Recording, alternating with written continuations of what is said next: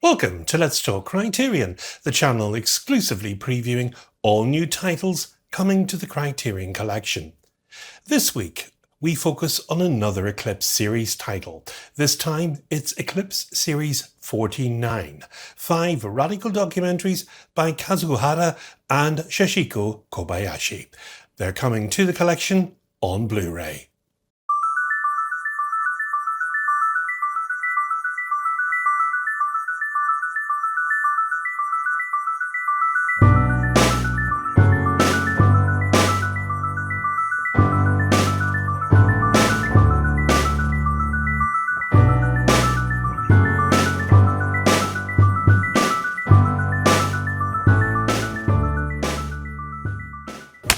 Criterion have numerous documentaries in the collection by various directors: D.A. Pennebaker, Les Blanc, Al Reinhardt, Michael Moore, Robert Drew, Garrett Bradley, Marlon Riggs, Barbara Koppel, Errol Morris, Wim Wenders, Laura Poitras and Claude Lanzmann, just to mention a few of some of the many creators featured in the collection.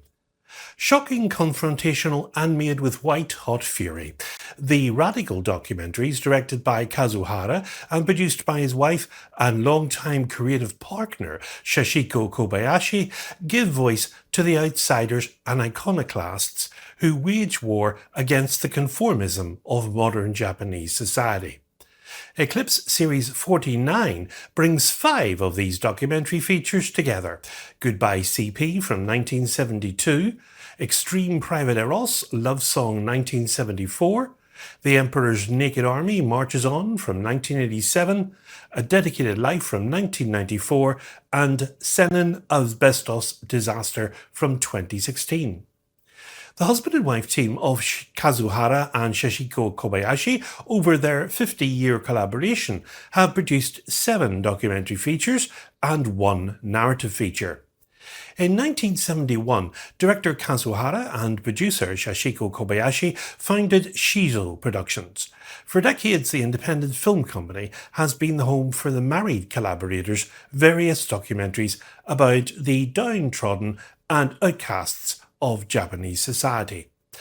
Hara, along with his wife and producer, has enlightened audiences for decades now with radical documentaries that deconstruct and resist the constraints of post-war Japanese social structures. Hara's work is a delicate balance, and that sees with rage and righteous indignation, yet it offers a compassionate view into the lives of outsiders and the most vulnerable communities abandoned by the prevailing Japanese establishment. Now, the first film, Goodbye CP from 1972, follows men with cerebral palsy organising, pamphleting and fundraising as part of an activist group that advocates for people with the condition. And we follow these men's lives on the edges of Tokyo society, often in intense poverty and difficulty. Unlike most films about disability, there's no attempt to turn the suffering caused by an ableist society's disregard into something ennobling, educational or beautiful, but they are not simply victims either, as they often interact with and resist the film crew and its directions. Hara and Kobayashi don't gloss over their subject's suffering or their flaws either. At one point, when the subject's wife starts screaming that she'll leave her husband if he doesn't stop participating in the documentary, it feels like the film's intimacy crosses some important boundaries. Extreme Private Eros, Love Song 1974, was, by Hara's own admission, conceived as a way for him to keep his ex Miyuki in his life. They have a child together, but in 1972, Miyuki chooses to move to Okinawa, an island known since 1945 mostly for its US military base, with their son. And when Hara arrives in Okinawa, Miyuki's living with another woman. They are in an intense but physically unconsummated love affair. We see Miyuki berating her partner for her internalized homophobia and her refusal to sleep with her. It becomes clear as Hara admits that their ongoing conflict is caused by the film crew's presence. A little later, Kobayashi, now Hara's girlfriend and pregnant with their first child, shows up on camera interviewing Miyuki. We see Miyuki berate and insult Hara and Kobayashi as Kobayashi holds a microphone and tries to stand her ground. Now, this turn from the personal to the political through violence is nowhere more embodied than in Hara and Kobayashi's most famous film, The Emperor's Naked Army Marches On, from 1987. It follows 62-year-old Okuzaki Kenzo, a survivor of Japan's particularly horrific military campaign at the end of World War II into New Guinea that devolved into starvation and cannibalism when totally surrounded and isolated Japanese soldiers were not allowed to surrender. After returning to Japan, Kenzo devoted his life to, as he says, fighting the establishment, spending 13 years in solitary confinement for killing a real estate developer and firing a slingshot at Emperor Hirohito and distributing obscene pamphlets of the emperor. We see Kenzo confronting, questioning and even physically fighting the officers involved in the murder and cover-up of 2 soldiers. These old war criminals are almost as shocked as we are to discover that Kenzo's willing to judo throw them to the ground to get to the truth. He is perhaps the most fearless man ever captured on screen, like some mad angel of justice and revenge, refusing to forget or stop fighting for the dead. Naked Army is well worth the price of admission on its own, and it's also unjustly the only film in the series that has anything like an international following. A Dedicated Life from 1994 is a documentary about famous novelist Mitsuharu Ino, marking a definitive change in Hara and Kobayashi's style here.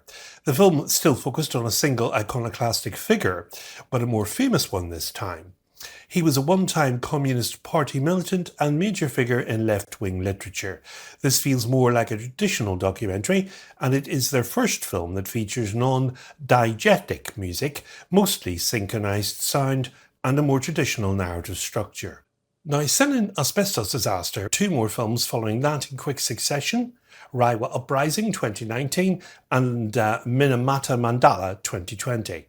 As their early films traced the journey from the personal to the political, they gradually shifted their focus from the politicized individual to collectives of resistance. And as their film scopes grew, so too did the runtimes. At 3.5 hours, Sennan Asbestos Disaster is among the longest.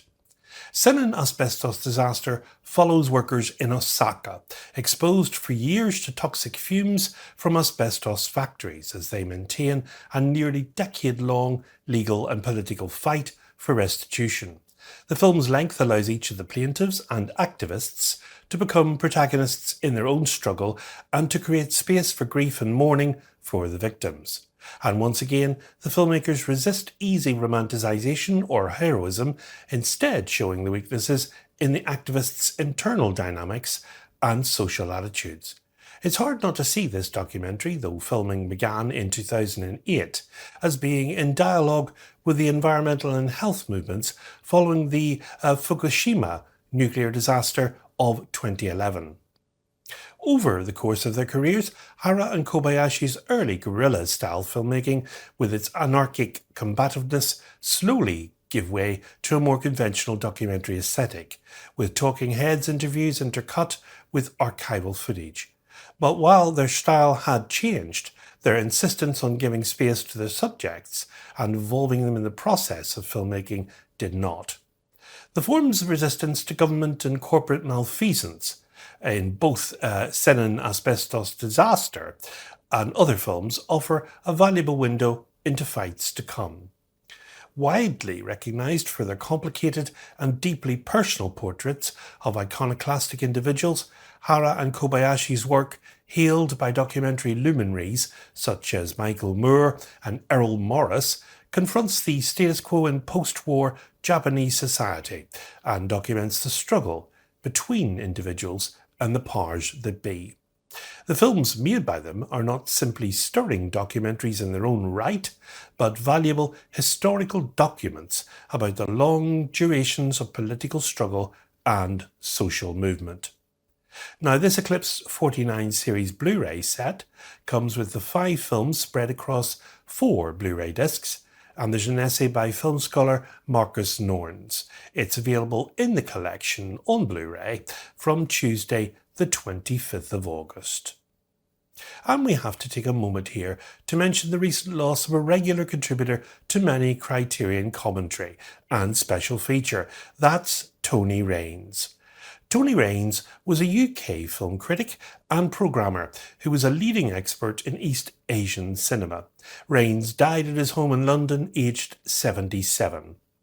Renowned Chinese filmmaker Shai Jianka, whose work was brought to international attention by Rayns, led a wave of tributes from across the whole industry.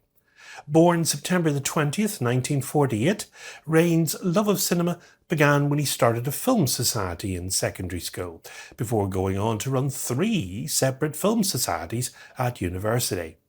His lifelong career as a critic began in the 1970s, and it saw his work appear in Sight and Sound magazine, Film Comment, Art Forum, Cine 21, and many others, specialising, of course, in the cinema of East Asia. Rayns wrote and edited books as well on Zhang Sunwu, Wong Kar-wai and Rainer Werner Fassbinder, as well as on Chinese, Japanese and Korean cinema. He also wrote lengthy essays on Apichatpong, Wera Sekul, Galen Nugroho, Edward Yang and Shai Jianka. Rayns was known to many cinephiles for his film commentaries for Criterion, Masters of Cinema, Arrow and other home entertainment labels.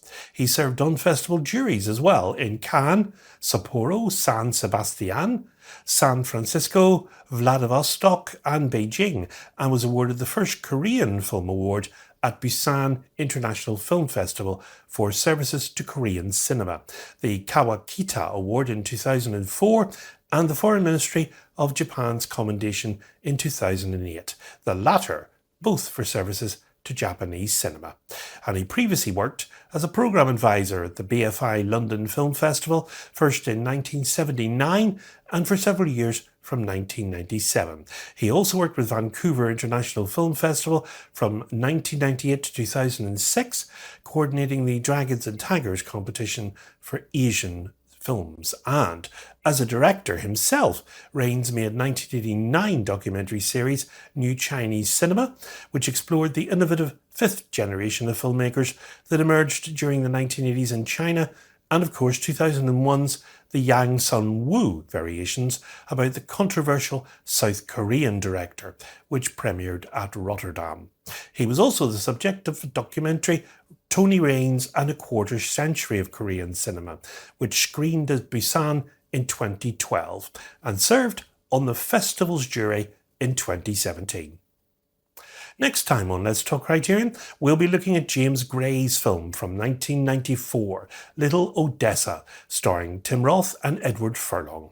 It's coming soon to the collection on 4K UHD. So until then, from me, as always, it's goodbye, and above all, good Criterion viewing.